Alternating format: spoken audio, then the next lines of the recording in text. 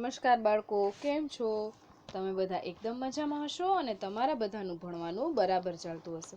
તો આજે ધોરણ 7 વિષય છે આપણો હિન્દી. હવે આપણને ખ્યાલ છે કે આવતા અઠવાડિયે એટલે કે 6ઠી તારીખે મંગળવારના રોજ આપણું હિન્દીનું અઠવાડિક પેપર છે. તો આપણે ત્યાં સુધીમાં આપણું જે રિવિઝન છે એ કમ્પ્લીટ કરી નાખવાનું છે. આપણો હિન્દીનો કોર્સ છે પહેલો પાઠ, બીજો પાઠ અને એમાં જે મુહાવરા, સમાનાર્થી, શબ્દ સમૂહ એ બધું કવર નથી થયું એટલે આપણે બધાના 5 કે 10 એવી રીતે રાખ્યા છે. તો હવે આપણી પાસે 3 કે 4 લેક્ચર છે. તો એમાં હું શું કરાવીશ, આ લેક્ચરમાં તમને પહેલા પાઠનું રિવિઝન, આના પછીના લેક્ચરમાં બીજા પાઠનું રિવિઝન અને પછીના એટલે કે છેલ્લા લેક્ચરમાં તમને લોકોને જેટલા સમાનાર્થી, વિરોધાર્થી, મુહાવરા જે કાંઈ પણ છે એનું રિવિઝન કરાવી દઈશ. તો હવે પછીનો સમય 20માંથી 20 લેવા માટેનો છે. જો ઈચ્છા હોય 20માંથી 20 લેવાની તો હવે પછીના દરેક વિડીયો જોવા. અને મારી એક રિક્વેસ્ટ છે કે ક્યારેક એપ્લિકેશન વર્ક ના કરતી હોય, થોડોક નેટવર્ક પ્રોબ્લેમ હોય, ક્યારેક એવું બને કે અમે લોકો અપલોડ કરી લીધો હોય વિડીયો પણ આપણે એપ્લિકેશનમાં મૂકવાનો ટાઈમ ન, તો હું મારા સબસ્ક્રાઈબર વધારવા માટે તમારી જોડે આ વાત નથી કરતી. તમારે ખાલી ચેનલને સબસ્ક્રાઈબ કરી નાખવાની કે જેથી કરીને જો વિડીયો એપ્લિકેશનમાં ન મુકાણો હોય, મુકાઈ જ જશે, બટ ઇન કેસ ઘણી વખત મોડું થઈ જાય તો એ જો ચેનલમાં મુકાઈ ગયું તો તમે ત્યાંથી જોઈ શકો. અને જે છોકરાઓની એપ્લિકેશન નથી ચાલતી કે એવો કોઈ ક્વેશ્ચન છે, તમારા ક્લાસમાં એવા ઘણા હશે કે એપ્લિકેશન નહીં, એવું હશે જ નહીં કેસ કે એપ્લિકેશનમાં કોઈ પ્રોબ્લેમ હશે, ઇસ્યુ હશે, તો એ લોકોને આપણો જે વિડીયો છે એની લિંક તો તમને મોકલતા આવડે જ વોટ્સઅપથી, તો એવી રીતે મોકલી દેવી. અથવા કોઈ એવા બાળકો છે બીજી સ્કૂલમાં ભણે છે અને એને હજી ભણવાનું શરૂ નથી થયું, આવી રીતે તમારી જ હારના છે, તો પણ તમારે એને વિડીયો મોકલી દેવો. હવે જોઈએ આજે આપણે પાઠ 1 ચિત્ર કે સંગ સંગ, એનું આજે આપણે પુનરાવર્તન જોવાના છીએ. પાઠ 1 ચિત્ર કે સંગ સંગ. આ તમારે રફ નોટમાં લખવાનો છે. મને પાકા ચોપડામાં તમે લોકોએ જે લખ્યું છે ને એનો ફોટો પાડીને ન મોકલતા, રફ નોટમાં લખી, રફ નોટમાં લખેલા પ્રશ્નનો ફોટો પાડીને મને મોકલવાનો છે. प्रश्न के उत्तर लिखिए. पहले चित्र में कौन कौन सी क्रियाएं हो रही है? तो साइकिल की दुकान वाला साइकिल की टायर में पंप से हवा भर रहा है. एक गुब्बारे वाला गुब्बारे बेचने जा रहा है. गुब्बारे हवा में उड़ रहे हैं. एक कुंजड़ीन એટલે કે सब्जी बेचने वाली टोकरी में सब्जियां लेकर इन्हें बेचने जा रही है.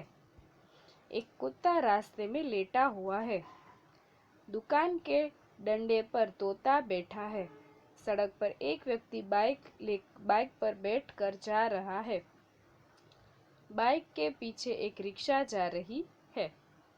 सड़क पर एक मोची अपने सामान के साथ बैठा है और ग्राहक की राह देख रहा है. ये पहला આવશે આની સાથે જ. रिक्शे में एक यात्री बैठा है. વારંવાર રિપીટ નહીં કરીએ કારણ કે આપણે આ બધાનું પુનરાવર્તન એક વખત લઈ લીધું છે. गुब्बारे हवा में क्यों उड़ रहे हैं? गुब्बारे हवा में उड़ रहे हैं क्योंकि उनमें गैस भरी हुई है. ट्यूब में हवा कब और क्यों भरी जाती है? जब ट्यूब हवा कम हो जाती है, જ્યારે ટ્યુબમાં હવા ઓછી થઈ જાય છે या बिल्कुल नहीं रहती, तब उसमें हवा भरी जाती है. हवा भरने से टायर कड़ा यानी ठोस बन जाता है. टायर कड़ा होने पर ही साइकिल ठीक से चलती है. ત્યાર પછીનો પ્રશ્ન, चित्र में कुत्ता मुंह लटका कर क्यों लेट गया है? चित्र में कुत्ता मुंह लटका कर लेट गया है क्योंकि वह आराम कर रहा है. ત્યાર પછી, कुंजड़ीन कहाँ कहाँ जा सकती है? कुंजड़ीन એટલે કે सब्जी बेचने वाली अपनी सब्जियां बेचने के लिए घर घर और गली गली जा सकती है. ત્યાર પછી, रिक्शे में एक ही पैसेंजर क्यों बैठा है? रिक्शे में एक ही पैसेंजर बैठा है क्योंकि रिक्शे वाले को दूसरी सवारियां नहीं मिली होंगी. ત્યાર પછી જોઈએ, टायर फटने पर क्या क्या हुआ? टायर फटने पर टायर में हवा भरने वाला आदमी गिर पड़ा. જો તમને લોકોને જો આ પ્રશ્ન પેપરમાં પૂછાય, હવે આ બંને પ્રશ્ન અલગ અલગ છે, ચિત્ર 1 નો પણ અલગ છે, ચિત્ર 2 નો પણ અલગ છે, તો તમને એમ અલગ કરીને જ દેશે કે चित्र 1 में दिए गए चित्र से टायर फटने पर क्या हुआ. चित्र 1 अथवा चित्र 2। टायर फटने से टायर में हवा भरने वाला आदमी गिर पड़ा। कुंजड़ीन के सिर पर से टोकरी गिर गई और सब्जी जमीन पर गिर गई। डंडे पर बैठा हुआ तोता उड़ने लगा। बंधे हुए गुब्बारे छूटकर यहाँ वहाँ उड़ने लगे। मोची का सामान इधर उधर बिखर गया। लेटा हुआ कुत्ता उठकर भागने लगा। टायर के अलावा फटने वाली चीजों के नाम बताइए। टायर के अलावा फटने वाली अन्य चीज गुब्बारा, फुटबॉल, बास्केटबॉल, तकिया, मून वॉकर आदि। रिक्शा वाला बाइक से क्यों टकराया? बाइक वाला गलत ढंग से रास्ता बदल रहा था, इसलिए रिक्शा वाला बाइक से टकराया। ત્યાર પછી टायर फटने पर किन किन पर प्रभाव नहीं पड़ा? टायर फटने पर रिक्शा और कारों पर प्रभाव नहीं पड़ा। मोची क्यों रास्ते पर आ गया? टायर फटने की आवाज से डरकर मोची रास्ते पर आ गया। रबर से बनी हुई चीजों के नाम लिखिए। रबर से बनी हुई चीजों के नाम गेंद, तरह तरह के टायर, पेंसिल से लिखा हुआ मिटाने की रबर बैंड आदि। आदि एटले वगैरह। टायर फटने से पहले क्या हो रहा था? टायर फटने से पहले साइकिल की दुकान वाला टायर में हवा भर रहा था। गुब्बारे वाला गुब्बारे बेचने जा रहा था। कुंजड़ी सब्जियां बेचने जा रही थी।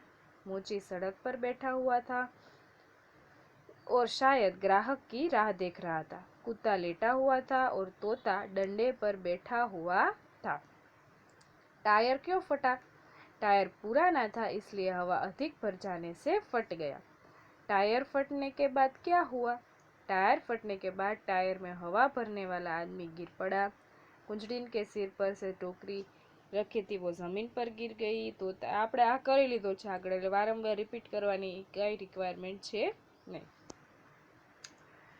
તો અહીંયા સુધીનું બાળકો તમારે લોકોએ પાકા ચોપડામાં લખેલું છે એમાંથી જોઈ અને રફ નોટમાં લખવાનું છે। મને પાકા ચોપડાનો ફોટો પાડીને નથી મોકલવાનો, એટલું તમે મગજ વાપરશો મને એવી આશા છે, કારણ કે તમે બધા ડાયા બાળકો છો। રિવિઝન કરતા રહેજો। મોઢે લખો તો બહુ જ સારું। હું તો કહું છું મોઢે જ લખવાનું છે, જોઈને લખવાનું નથી। હવે મળીશું આના પછીના લેક્ચરમાં બીજા પાઠ સાથે। ત્યાં સુધી તમારું ધ્યાન રાખજો। આવજો।